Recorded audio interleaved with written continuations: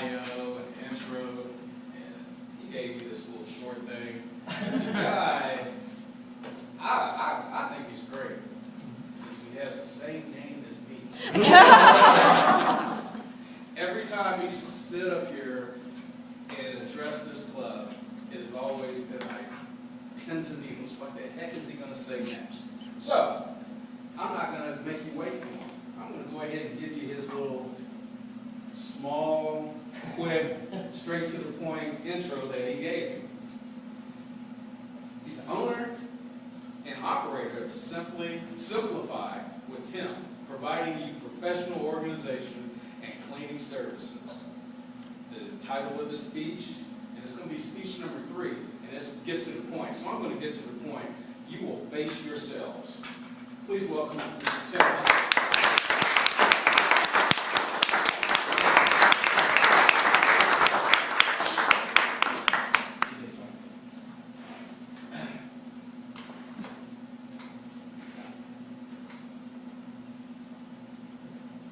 Everybody got their quick check-in? Good?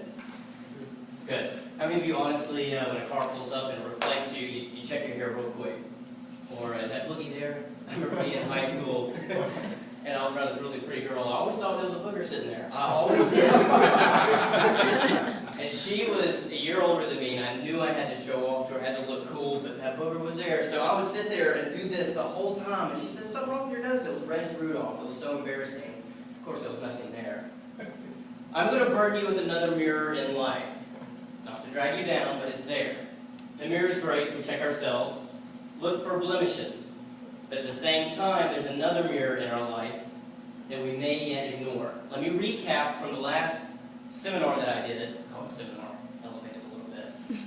Talked about organizing, starting in that one space in your home that you shut the door on because it's so disorganized, and it will change your life. We're talking about personal spaces. We're not talking about the highway. We're talking about your personal space. Take the world. Chisel away everything that is not your space. What is left? That's the area we're talking about. And again, the title is You Will Face Yourselves. Personal space, and we're looking at items that are in those spaces. They may be considered disorganized, but it's your method of organization. It reflects how you process those things, your methods. And also those things are yours. I cannot go into your home, take these things. I'll go to jail.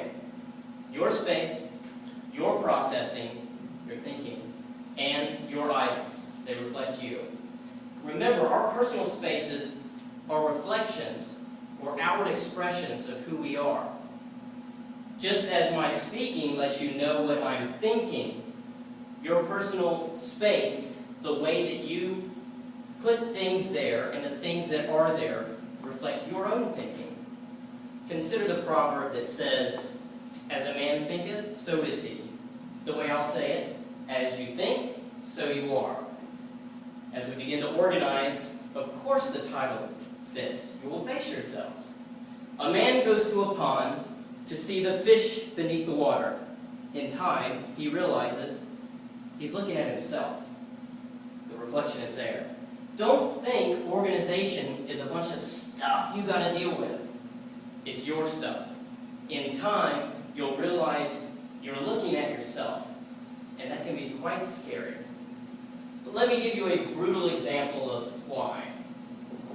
I daydream big. I know I'm a little guy, and I love to give a little bio, but my dreams are huge. They're gigantic. I dream about building skyscrapers. I'm not a teenager anymore, but I still dream about it. The first one in Charlotte is called Tim Tower. I'm serious. The second one in New York is called Timpire. Then I wake up out of my twin bed. Ouch. That hurts. Organization orients where you are now. You are assessing your life. You're taking inventory of every personal thing. You're seeing yourself, your impact upon this earth. Compared to the dreams we may have, the distance could be significant. Painfully so. Painfully so. Skyscrapers, twin bed. But that's okay. If I blindfolded you took you around the world, dropped you off, took the blindfold off and said, go home. The first thing you're going to do is find out where you are. To take the proper steps to make your way home, you must know where you are. Organization, going through all your things, is assessing and orienting yourself where you are. And you can compare that to all your visions, goals, and plans. And again, the distance can be painful. And in that moment, it brings you to a precipice of decision-making. You have just organized everything in your personal space, your home office, your files, your items in the attic. You know everything is tangibly organized, that you have an arsenal behind you ready to move forward. And it brings you to this chaotic moment that you can do anything you want. And it begs the question. This loud, profound question echoes like a yodeler in the distance. What are you going to do now? What next? You know where you are? Are you going to renegotiate your dreams, or are they still there? You know now where and how to get there. What are you going to do about it? This is a question you alone ask yourself. And this is one that only you can answer yourself. You can talk about it with your friends, but it's up to you. And this, my friend, is facing yourself. Thank you.